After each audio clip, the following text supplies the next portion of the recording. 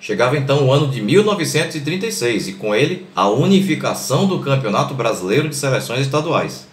Se você acompanha o canal, e é claro que você acompanha, porque tu és uma pessoa com sede de conhecimento, você sabe que o futebol brasileiro já vinha há alguns anos rachado entre aqueles que defendiam o amadorismo e aqueles que defendiam o profissionalismo.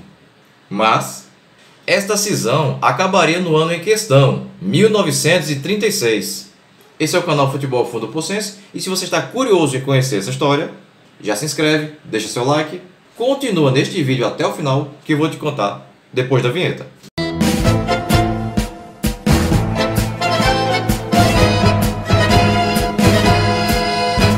Em 1936 foi o ano de nascimento de pessoas como o Papa Francisco, nascido em Buenos Aires, na Argentina, o ator e humorista Carlos Alberto de Nóbrega, o Casalbé, nascido em Niterói, no Rio de Janeiro, o também ator e humorista Dedé Santana, também nascido em Niterói, o humorista Rony Rios, nascido em Campos dos Goytacazes e que interpretou a imorrível velha surda do programa Praça é Nossa, o pugilista Éder Joffre, nascido na capital paulista, e o cantor Agnaldo Timóteo, nascido em Caratinga, no interior mineiro. Falando em música, os grandes sucessos da época eram Pierrot apaixonado com Joel Gaúcho, O Ébrio com Vicente Celestino, Mágoas de Caboclo com Orlando Silva e No Tabuleiro da Baiana com Carmen Miranda e Luiz Barbosa. Organizado pela CBD, Confederação Brasileira de Desportos, que anos mais tarde viria a se transformar na CBF que nós conhecemos, o Campeonato Brasileiro de Seleções Estaduais de 1936 teria 15 participantes e foi disputado entre os dias 5 de abril e 2 de agosto. O futebol agora era totalmente profissional. Mais ou menos. Ou seja, o jogador agora receberia salário. Seria um trabalhador como qualquer outro, com assinatura de contrato, por escrito ou com o dedo. Melava na tinta e botava lá o dedão no papel assim. Que nem o exame da goma para entrar no quartel. Só que aí a digital era outra. Até porque na década de 1930, metade da população brasileira era analfabeta. Quem defendia que o esporte deveria ser amador, os playboyzinhos de classe média alta, muitos descendentes dos ingleses que trouxeram o futebol para o país, ou se adaptou à minoria, ou se afastou de vez. A hegemonia de São Paulo e Rio de Janeiro ficou ainda mais evidente. Esses dois estados venceriam a imensa maioria das edições que foram disputadas. Mas, neste ano de 1936, apesar do título ter ficado mais uma vez com os paulistas, houve a chegada nas finais de uma seleção que já havia muito tempo brigando para chegar nela. E que, inclusive, eliminou os cariocas da competição, que eram os grandes favoritos. Eu falo da seleção do Rio Grande do Sul. Infelizmente, algumas informações se perderam na poeira do tempo. Cara, isso foi poético. E em alguns casos fica quase que impossível a obtenção de todos os detalhes que eu gostaria de ter e que você gostaria de ver. Mas a gente faz o possível. A bola começou a rolar no dia 5 de abril de 1936 com o duelo entre as seleções do Amazonas e do Piauí, que foi disputado em Belém do Pará. A seleção do Piauí surpreendeu e venceu a seleção do Amazonas por 5-3, se garantindo na segunda fase. Infelizmente, sem informações sobre gols. No dia 12, a seleção do Pará venceu a do Maranhão por 7-0 em Belém, também sem informações. Neste mesmo dia, jogando no estádio Juvenal Lamartine, em Natal, a seleção do Rio Grande do Norte bateu a seleção da Paraíba por 3-1.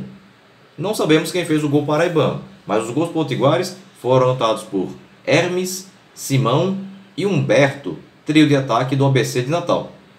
No mesmo dia, jogando em Recife, no América Park, ou Campo da Jaqueira, a seleção de Pernambuco goleou a seleção de Alagoas pelo placar de 7-3.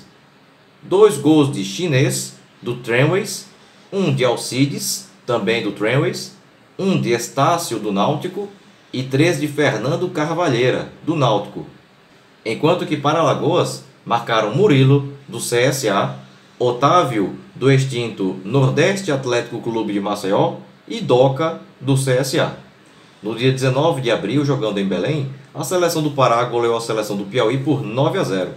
No mesmo dia, no campo da Jaqueira, em Recife, a seleção pernambucana venceu a seleção do Rio Grande do Norte por 4-1.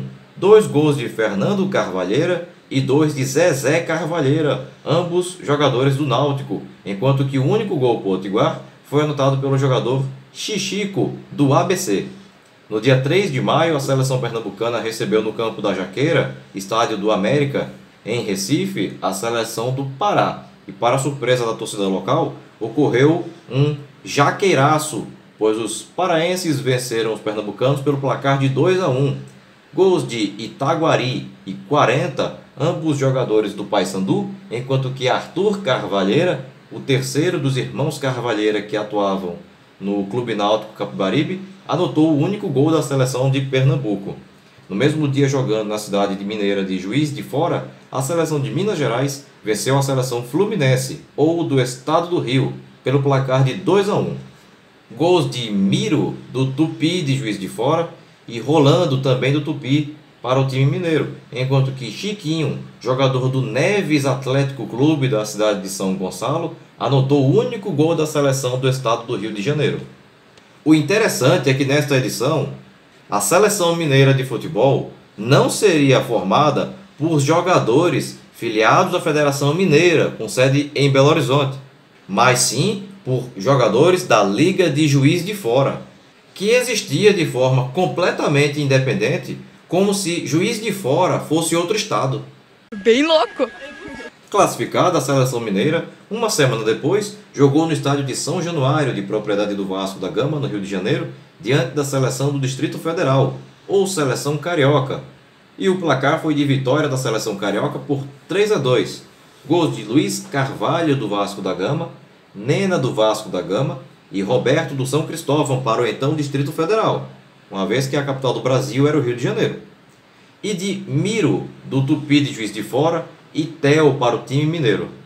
Uma das vagas nas semifinais seria definida através de uma melhor de 3 partidas entre as seleções carioca e paraense. O primeiro jogo ocorreu no dia 17 de maio, no estádio de São Januário, na então capital federal, e a seleção da cidade do Rio de Janeiro venceu a seleção do Pará por 6-1.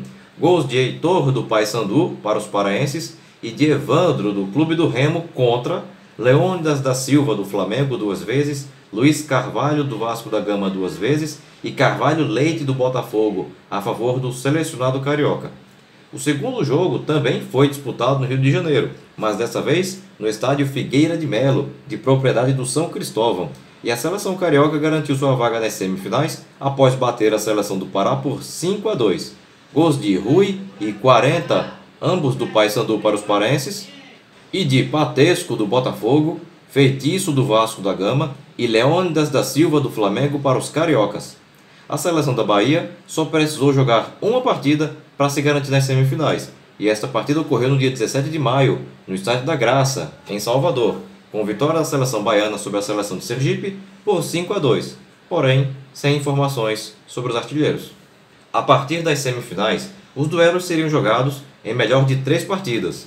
O primeiro duelo seria entre as seleções de São Paulo, que já entrou nas semifinais, e a seleção da Bahia, que só jogou uma partida para chegar ali, Mamatinha.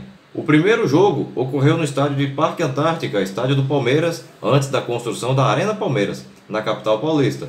E a seleção de São Paulo bateu a seleção da Bahia por 4-2.